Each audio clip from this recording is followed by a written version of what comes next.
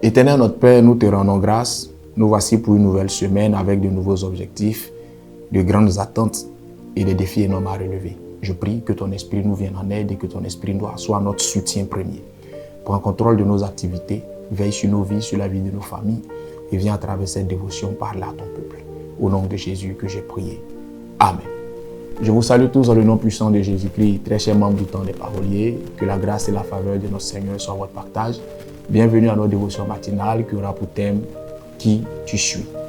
Marc le chapitre 1er, verset 16 à 18 dit en substance que Jésus-Christ marchait le long de la mer de Galilée. Il a vu Simon et André son frère et il leur a dit « Suivez-moi ».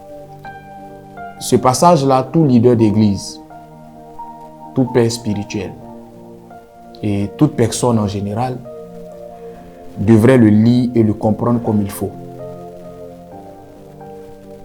Vous savez, la vie n'est pas un jeu.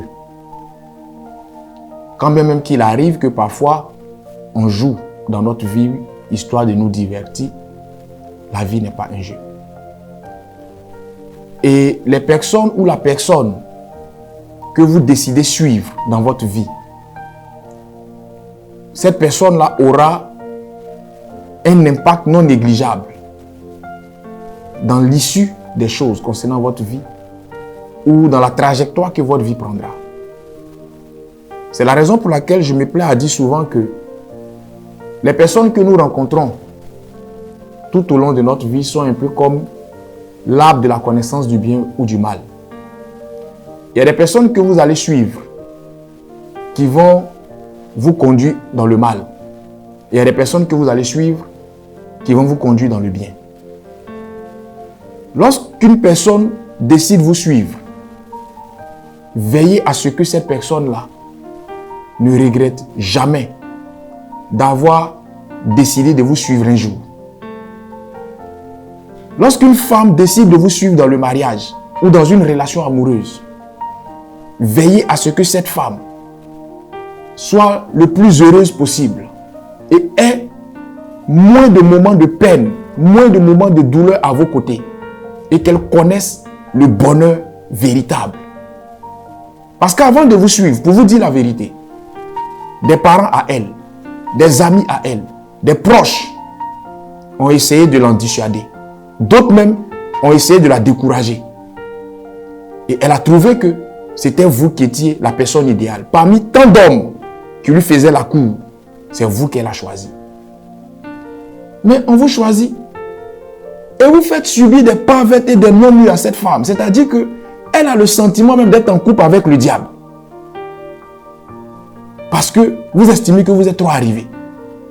C'est des comportements bizarres. C'est des tromperies en un point fini. Vous la battez même parfois. Vous l'humiliez. Et quand elle regarde ses prétendants d'hier, et quand il arrive même que par inadvertance, elle les croise en ville, elle a la mort dans l'âme.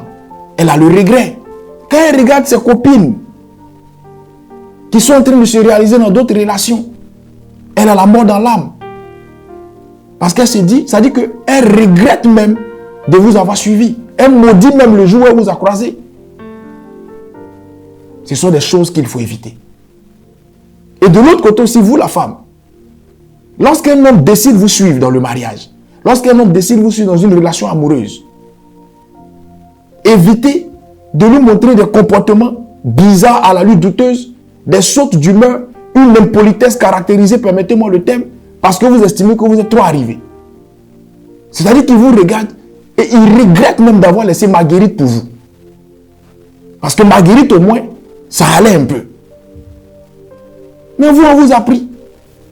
Pour aller même en cuisine, c'est difficile. Pour vous soumettre même, on doit faire jeûne et prière.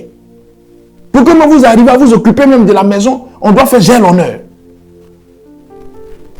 On regarde le foyer ne va pas devant, le foyer ne va pas derrière avec vous. Mais le monsieur, il regrette même. Veillez à ce que l'homme qui a décidé de vous suivre là, n'ait pas de regret. Et vous qui êtes leader d'église, quand un pasteur, quand un appelé décide de vous suivre, veillez à ce que ce pasteur ou cet appelé ne regrette pas de vous avoir suivi. Simon et André ont suivi Jésus, ils n'ont pas regretté. Plus loin, ils ont dit à Jésus, et nous qui avons abandonné toutes choses pour te suivre, il dit, vous allez avoir ça au centuple. Parce que Jésus s'est assuré et il a veillé à leur donner un avenir. Mais vous exigez la loyauté des gens et vous refusez d'être loyal aux autres. La loyauté n'est pas unilatérale. La loyauté, elle est bilatérale. Autant vos enfants spirituels vous doivent loyauté, autant vous leur devez loyauté. Autant ils ont décidé de vous suivre en tournant le dos à des pasteurs, en tournant le dos à d'autres églises, en tournant le dos à d'autres leaders religieux qui souvent même leur ont dit et vous leur ont prédit que vous leur ferez des choses bizarres. Ils vous ont suivi. Veillez à ce que demain, ces personnes-là n'aient pas honte face à celles qui ont essayé de les décourager quand ils ont voulu vous suivre. Vous qui allez au village prendre des enfants des gens pour dire suis-moi en ville, je vais te donner un avenir. N'allez pas prendre les enfants des gens pour venir faire des gens qui sont là pour accompagner vos enfants à l'école. Eux, ils ont le master en ça maintenant. D'autres sont là pour suivre vos souliers. Les souliers, même vous ont rendu bancal, mais on le suit seulement. D'autres sont là pour ronfler le véhicule le matin. Non, à un moment donné, donnez un avenir à ces personnes. Parce que suivre quelqu'un, c'est d'abord la conséquence d'une foi en la personne. Quand quelqu'un décide de vous suivre là, c'est d'abord parce que cette personne a en foi en vous. C'est d'abord parce que cette personne vous fait confiance. Mais vous, on vous suit. Notre vie ne va nulle part. Même le diable, là, quand on le suit, là, la vie va quelque part. Lisez la Bible. Tous ceux qui ont suivi le diable, là, leur vie est partie quelque part. Mais vous, on vous suit. La vie ne va pas au feu rouge. La vie ne va pas au feu vert. On va où?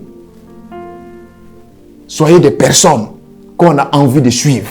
Et soyez des personnes qu'on ne regrette pas d'avoir suivies. C'est-à-dire que même quand on réveille cette personne au plus profond de son sommeil, elle dira, je ne regrette pas d'avoir suivi mon mari. Je ne regrette pas d'avoir suivi ma femme. Je ne regrette pas d'avoir suivi mon père spirituel. Je ne regrette pas d'avoir suivi la tante là ou le tonton là. Je ne regrette pas d'avoir suivi cet ami. C'est un témoignage de bénédiction pour vous.